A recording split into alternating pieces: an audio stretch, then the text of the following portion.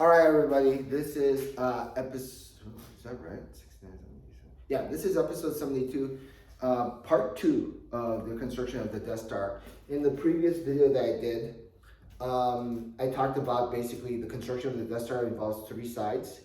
Two parts of the triangle is the arms, and the base is basically the body. And we talked about how the functionality of the body is so important because imagine the base. If you look at this, right, in this manner, the arms construct left side and right side, and the body functions as a base.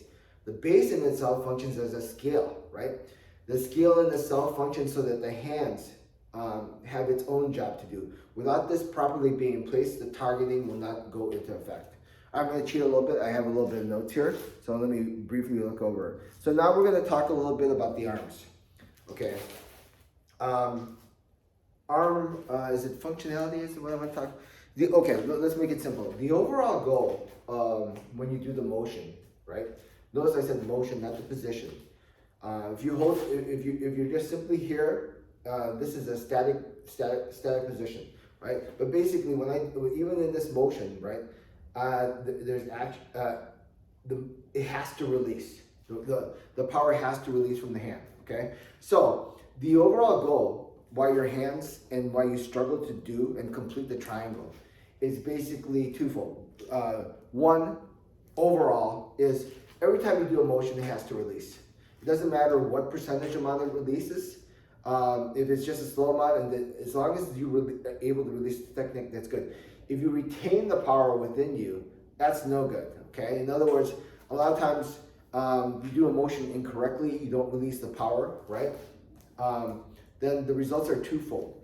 In other words, let's say you're chi-signing with somebody, the force comes in, you don't release it. Guess what happens? The arm collapses.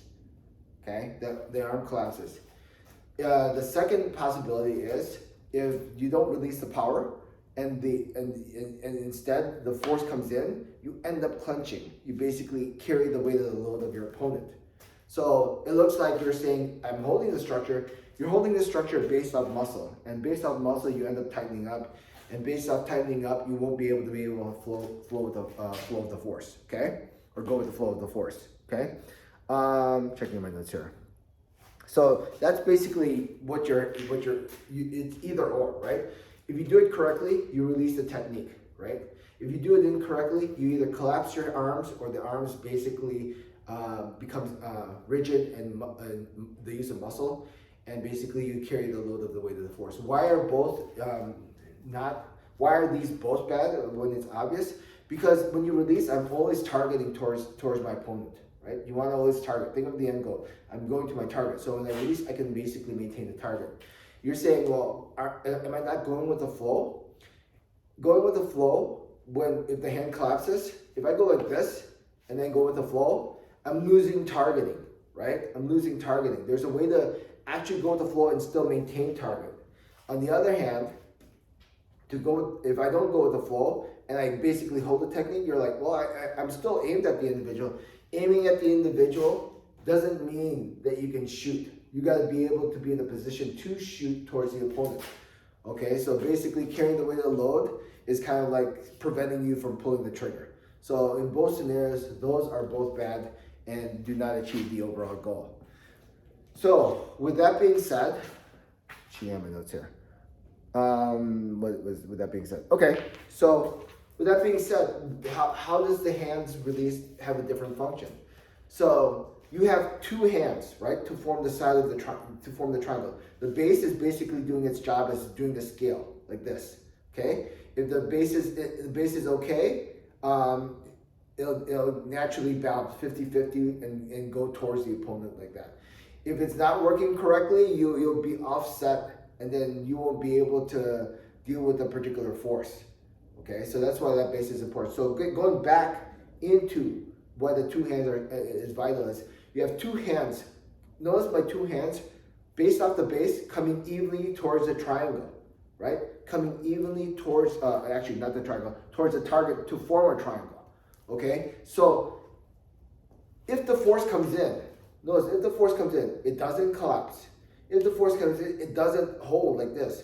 If the force comes in and you're properly doing the 4 functions of the hand, The arm function basically is the shoulder has to do what it's supposed to do, stretch. The elbow has to stabilize, right? The wrist has to align, and the index and thumb basically have to shoot towards the target. So when the force comes in, instead of just being capped in or collapsed here, what happens? The force comes in and it forces me to go with the flow, but notice the entire time I'm aimed at the target, right? I'm aimed at the target. I didn't go like this and then try to flinch back into the target. I didn't go like this and now I'm prevented from moving from the target. From here, the target never landed, the force never landed on solid force, and I'm here rotating and still, now instead of pressing here, it's starting to rotate, no longer there, and I'm still aimed at the target entirely. That's your end goal. That's why the functionality of the arm has to have all these components working correctly in conjunction with the body and legs, okay? If you can do that, then by this being stabilizing and functioning as a scale, the two hands coming together evenly, forming a triangle, guess what? This circular tension that you create, like a ball inside you, like that I talked about earlier, you can maintain, and you're constantly reconstructing this every single time without losing sight of the target. If you can do that, then every single time you can maintain your structure, and it's not a technique, okay? Try to think about that. That is such a vital part of the difference of going from technique to structure.